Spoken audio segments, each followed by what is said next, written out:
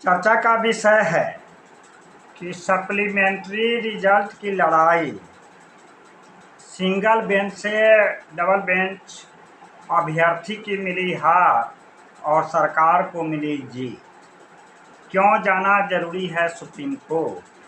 साथ ही चर्चा करेंगे 2006, 2012 और 2020 में जो नियमावली बनी, नियुक्ति पत्र जारी करने का, रिजल्ट जारी करने की प्रक्रिया, और 2023 के शिक्षक नियमावली बना जिस पर TRE 1, TRE 2 और TRE 3 का एग्जामिनेशन हुआ। और उस समय में सप्लीमेंट्री रिजल्ट की बातें नहीं उठी, लेकिन जब से आयोग परीक्षा लिया तो क्यों यह समस्या आया, इसके बारे में चर्चा करेंगे विस्तार से। पहले हम चर्चा करते हैं कि हाई कोर्ट का जो ऑर्डर आया है LPA 1030 के, उसमें 3 पॉइंट पर जजमेंट आया था विचार करने के लिए। पहला कि seat remaining the commission recommended lizards number of candidate which was the carried forward in the next advertisement. जो सीटें रह गई इस आगे वाले एडवर्टाइजमेंट में ट्रांसफर किया जाएगा। The seat remaining vacant because the recommendation of same candidate on the multiple post.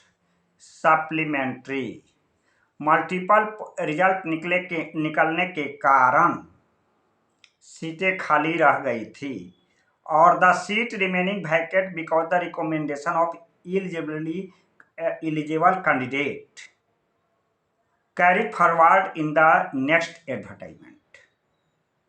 देखिए, अभी जो हाईकोर्ट का फैसला आया है कि एलिजिबल कैंडिडेट के साथ जितनी सीटें खाली रह जाएगी वह नेक्स्ट एडवर्टाइजमेंट में कैरी फॉरवर्ड किया जाएगा, और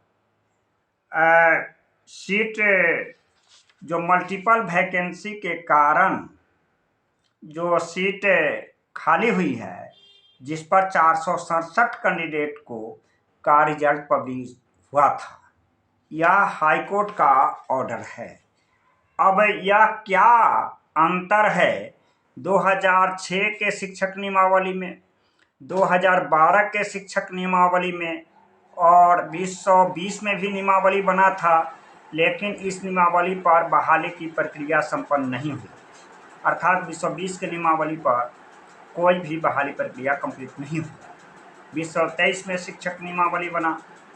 हम एक एक बात की चर्चा करते हैं। पहले 2006 में जो नियमावली बना, उस समय में प्रशिक्षित और अप्रशिक्षित दोनों का मेधा अंक अलग से बनता था, और मेधा सूची को जो जिस डाक के द्वारा व्यवस्था थी आता था, भेजा जाता था। अभ्यर्थी को विद्यालय में पहुंचने में समय लगता था, इसके लिए भी अतिरिक्त समय दिया जाता था, और एक ही अभ्यर्थी पंचायत निकाय हो, प्रखंड हो, एक जगह डेट अलग होने के कारण एक जगह ज्वाइन कर लेते थे, कहीं दूसरे जगह मौका मिलता था वहाँ चले जाते थे, फिर रिजाइन देते थे। इस तरह की समस्या आता था, और हम लोगों ने भी, या प्रदेश के अभ्यर्थी जिस समय पटना जाते आते थे, तो हम लोगों ने मांग किया था कि यह एक ऐसा कंप्यूटराइज फोल्डर बने जिसमें अभ्यर्थी को पंचायत और प्रखंड दर दर नहीं भटकना पड़े, और ऑनलाइन सिस्टम है।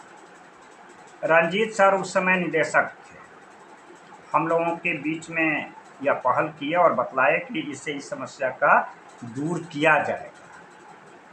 उस समय में क्या होता था कि डाक से जब भेजा जाता था अभ्यर्थी को नियुक्ति पत्र, नियोजन इकाई में योगदान करने के लिए 30 दिनों का समय दिया जाता था। 30 दिनों के बाद यदि रिक्तियां खाली रह जाती थी तो मेधा सूची के आधार पर जो डिसेंडिंग ऑर्डर में है इसमें नियुक्ति पत्र फिर भेजा जाता था। और पहले भी बता दें कि मेधांक की प्रक्रिया था 5 टाइम्स, जितने सीटें थी 5 गुना मेधांक का रोस्टर तैयार किया जाता था। और इस तरह की प्रक्रिया 3 सम व्यवहार में प्रयोग किया जाता था। कितना सम व्यवहार? 3 सम व्यवहार।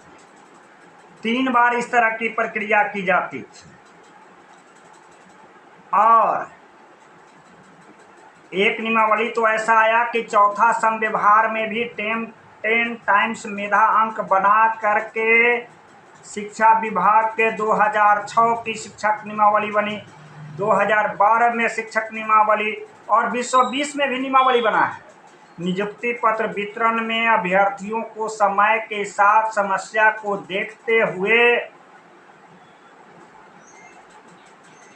रोस्टर, मेधा अंक का रोस्टर बनाया जाता था और अभ्यर्थी को समय दिया जाता था ज्वाइन करने के लिए। और कैरी बैक से पहले बहुत सारी प्रक्रिया होती थी जिसमें फिर 10 टाइम्स रिक्तियां बना करके चौथा सम व्यवहार में उसका प्रयोग किया जाता था। लेकिन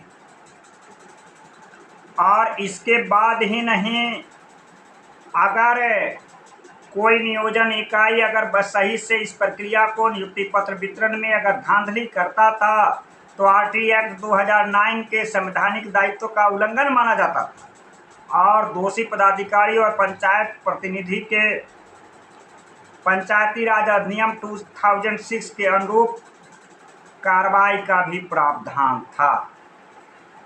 प्रमाण पत्र की जांच में भी पदाधिकारी, नियोजन पदाधिकारी, शिक्षा विभाग के पदाधिकारी शैक्षिक और प्रशासनिक अन्य प्रमाण पत्रों की जांच करती थी। और इसमें नियोजन इकाई में किसी भी तरह के जांच प्रक्रिया में यदि गड़बड़ी पाई जाती थी तो नियोजन पदाधिकारी का जवाबदेही बनता था और जाली गलत प्रमाण पत्रों के नियोजन के लिए अवैध भुगतान के लिए भी वे पदाधिकारी जिम्मेदार थे। लेकिन जब 2023 के नियमावली बना तो ठोस, हम लोग भी बराबर आंदोलन करते थे, कहते थे कि ठोस नियमावली नहीं बनी है कैरी बैक ट्रांसफर का, सप्लीमेंट्री रिजल्ट का प्रणाली नहीं है, वेटिंग लिस्ट प्रणाली नहीं है। और इस बात को शिक्षा विभाग से लेकर आयोग तक किया था अनसुनी, जिसके चलते TRE 1 और TRE 2 और TRE 3 के सप्लीमेंट्री रिजल्ट की समस्याएं बढ़ी।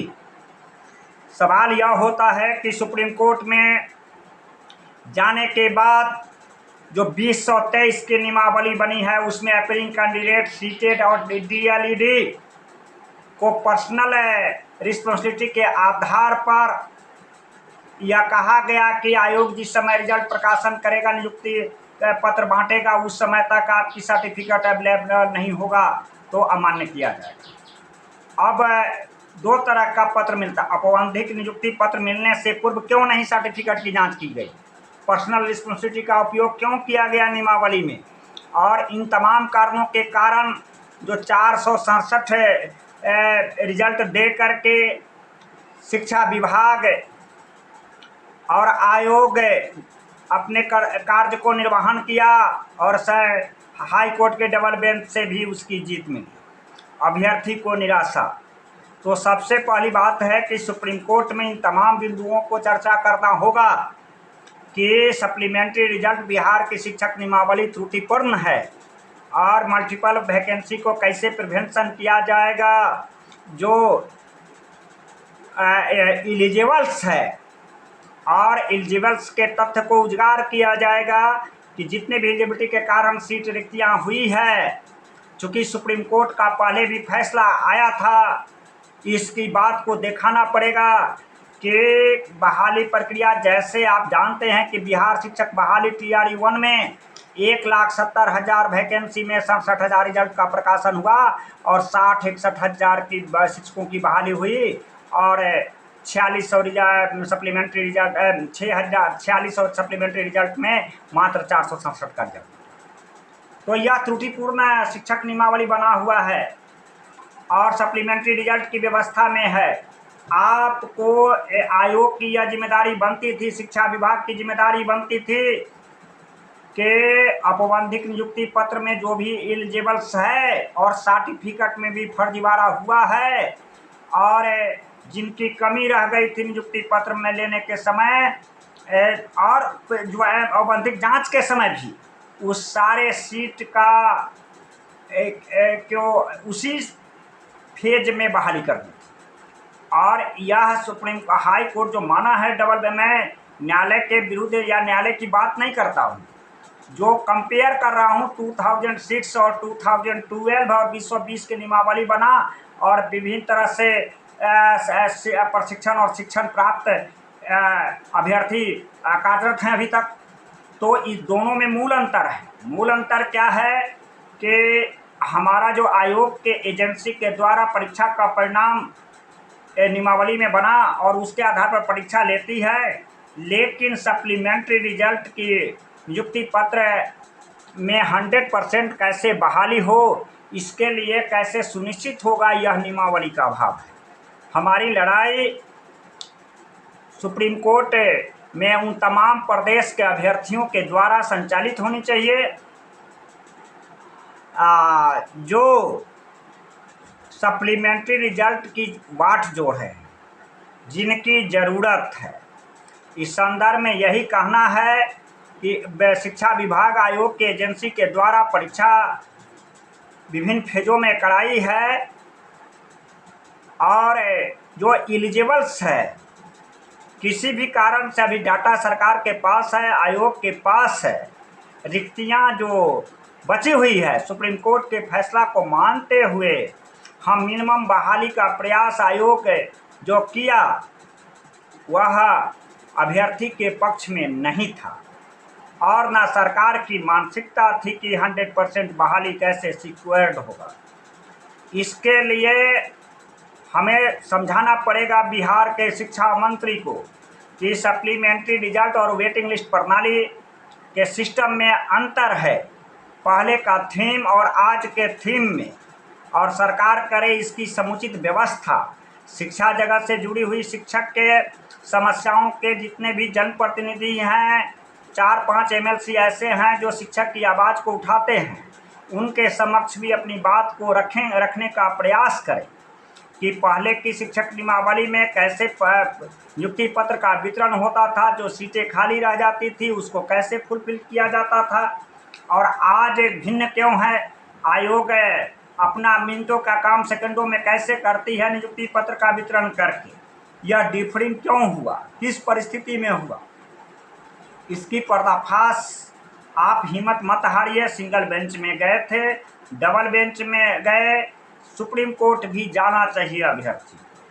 आप जुड़े हुए हैं GM एजुकेशन में, इस चैनल के माध्यम से सप्लीमेंट्री की रिजल्ट को मान लीजिए लड़ाई आज से शुरुआत हुई है और इस शुरुआत को सुप्रीम कोर्ट तक ले जाना है। इस मुहिम में पूरे प्रदेश के अभ्यर्थी जो TRE 1, TRE 2 और TRE 3 के अभ्यर्थी हैं, इन सब को समुचित रूप से भाग लेना चाहिए और इसमें हम लोग सुप्रीम कोर्ट में यह मांग करेंगे कि बिहार सरकार के सुप्रीम कोर्ट के फैसला का पूर्ण रूप से पालन नहीं हुआ है। मिनिमम वैकेंसी को फुलफिल करके फेज टू फेज दर फेज करते जा रही है। इसमें क्या कमियां हैं, अधिवक्ता के माध्यम से अपने पक्ष को रखेंगे और अभ्यर्थी की उम्मीद करना चाहिए कि पक्ष को रखने के बाद जीत सुनिश्चित हो सकता है। धन्यवाद। मेरा संपर्क सूत्र है 93 048 57 942।